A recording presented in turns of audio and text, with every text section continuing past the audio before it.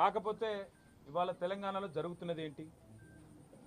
పొద్దున్న నుంచి కాంగ్రెస్ నాయకుల హడావుడి, ఏదో జరిగిపోయింది. ఏం జరిగింది అసలు?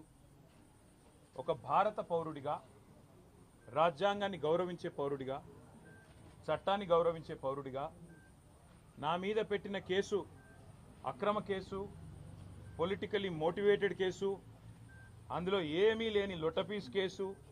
కానీ ఏదో ఒకటైనా సరే అతికిచ్చి, ఏదో ఒకటి చేసి బట్టగాల్చి మీదేసి ఏదో జరిగింది అని చూపెట్టే ప్రయత్నంలో పెడుతున్న కక్ష సాధింపు కేసు అని తెలిసినా ఏసీబీ విచారణకు పిలిస్తే గౌరవించి నిన్న పొద్దున 10 గంటలకు నేను పోయినా. అదే మాదిరిగా మరి ఈ లొట్టపీసు కేసు ఏదైతే నా మీద పెట్టి కథలల్లి కొంత శునకానందము, పైశాచికానందం పొందుతాననుకుంటున్న చిట్టినాయుడు గారు ఎవరైతున్నారో ఆ చిట్టినాయుడు గారికి మరి తప్పకుండా నేను చెప్పాల్సిన మాట ఒకటి ఉన్నది.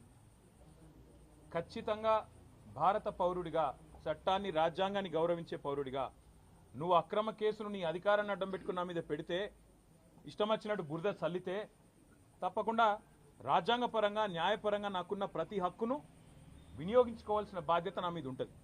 అందుకే నేను ఏసీబీ ఆఫీస్కు పోయినా లాయర్ తీసుకుపోతా అని చెప్పినా, లాయర్తో సహా విచారణకు హాజరవుతా, మీరు ఏం అడిగితే చెప్తా అని చెప్పినా నువ్వు భయపడ్డావు, నేను భయపడలేదు. నేను అర్ధగంట 40 నిమిషాలు ఎదురు చూసినా నీ వ్యవస్థ ఎందుకో కానీ మరి నా నుంచి ప్రశ్నలు అడగడానికి వెనకకు పోయింది. అట్లాగే కోర్టుకు పోయినా, కోర్టులో హైకోర్టులో పిటిషన్ ఇచ్చినాం.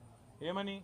ఇది అక్రమ కేసు, ఎఫ్ఐఆర్ తప్పు, ఎఫ్ఐఆర్ అనవసరపు సెక్షన్లు, అక్కరలేని సెక్షన్లు ఇష్టం వచ్చినట్టు పెట్టినారని చెప్పి వాదించినాం.